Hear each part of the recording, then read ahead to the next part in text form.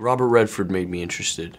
I've always looked up to the man, both as an artist and as a man, and I wanted to work with him.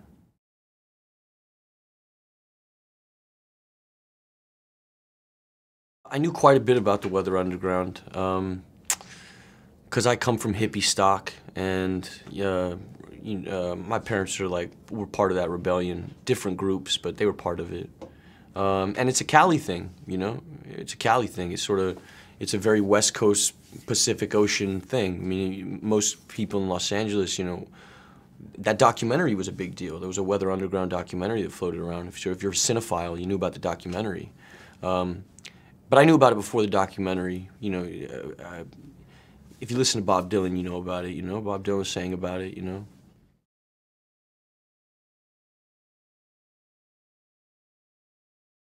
The journalists that I know are quite different. The journalists are, you know, you're a lovely woman. You're not the journalist that I was studying, you know. These guys are hunters in a different way. Not in a, you're looking at me like, what do you mean, son? What I mean is like, there's less social, political savviness. It's far blunter. They're on the front line of something that doesn't have a lot of social comforts like this has. You know, you don't have 5 roommates. You're not sleeping 2 hours a night, you know, running from this side of the city to that side of the city, dealing with crackheads. It's a different kind of, it's just the guys that there was a guy named Robert Federucci at the LA Times, who's pretty much the preeminent crime journalist there, young guy around my age, who's a very respected man in that room and that office, and he's very young. That was a big thing for me, was just seeing somebody my age who had respect and weight, you know. So I followed him, Federucci, at the LA Times, which is he's a very different guy than like a guy who comes in for, you know, or anybody, you know, Inside Real is a very different thing, you know. I'm not a crackhead, you know what I mean? You know, you're not talking to somebody with a gun in their pocket. You know, these guys show up before the police do, is what I mean. The situations aren't safe. This is a very safe situation. They're asking questions in situations that aren't safe and haven't been cleared to do so yet. They haven't even told the room that they're a reporter in some cases. You know what I mean? Yeah. Yeah, so that's scary sometimes. It's very competitive too. That's part of the process, right? I mean, part of the drive. Well, like I'll give you, for instance, in Federucci's house, there'd be days where everybody would wake up and the whole room would jump up and run because they all got the same text message. So now it's like the whole crime department is living in the same house and they're all rushing to get their toothbrush first so they can get on the road, you know? I mean, it's almost an episodic television show. You know, they all live in the same little unit. You know, there's 4 of them and they all get the same text message and they're all jumping to go get to the story. It's kind of silly. I don't know if you guys do that, you know what I mean? You guys get invited to Orlando to have pickles and ice cream and, you know, talk about the next, you know what I mean? It's so different. It's so different.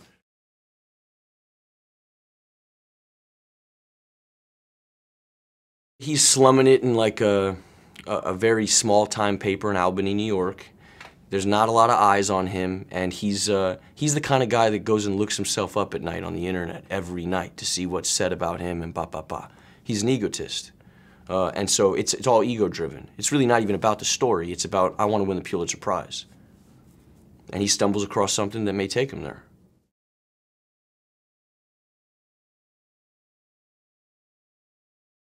All the President's Men would be my favorite about the subject.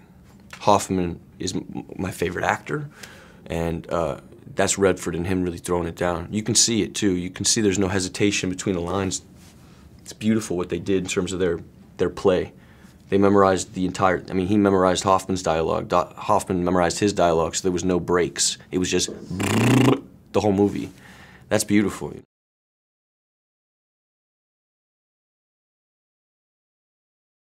Watched All the President's Men quite a bit, and Pelican Brief, and a couple documentaries, some really good Sorkin documentaries. But there's a book called The Journalist and the Murderer, which is basically the ethical, moral balancing act that a journalist who's on the front lines of something like this has to play with. It's self-regulated, you know what I mean? Any self-regulated anything has some tricky going on, usually. We're people, after all, you know. Yeah, you're people, but yet there's that code, like, don't help them out, right? Something well, like there's that. There's also, you know, when do you say I'm a journalist working for the Times? When does that get said, you know? And who does it benefit? If it benefits your story not to say it, what's this, what, you know, what propels these things? If it benefits my story not to tell you that I'm a reporter for the LA Times because I may get closer to the truth, it is then my job to not tell you that it's my job, you know? I mean, you start playing with rights and wrongs in a very gray way. And trust. Yeah. Right? Yeah, I mean, Journalist and the Murderer is basically about a reporter who befriended a murderer for years and wrote a book. And all the while, the murderer was thinking, this person's gonna vindicate me and get me cleared. And the entire time, this person was writing a book to bury this man. You know, and is that okay? Is that okay to rob even a murderer of his trust? You know?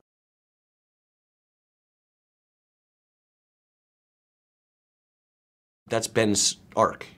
And they're both dealing with ego in different ways. Ben is looking at ego in a very across the pond future kind of way. He still has got his life ahead of him, and he's still, you know, he's looking at his ego in a delusions of grandeur sense, whereas Redford's looking at ego in a, what am I going to leave these people with? What is my legacy? You know, guilt heavy, I mean, but it's all ego based.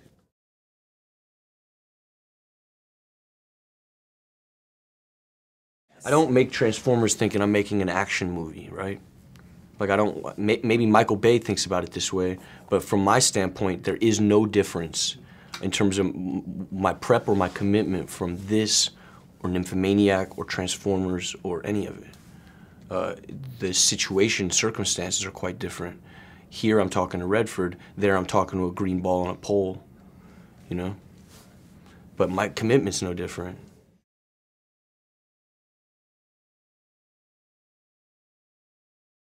Well, Bob's an actor.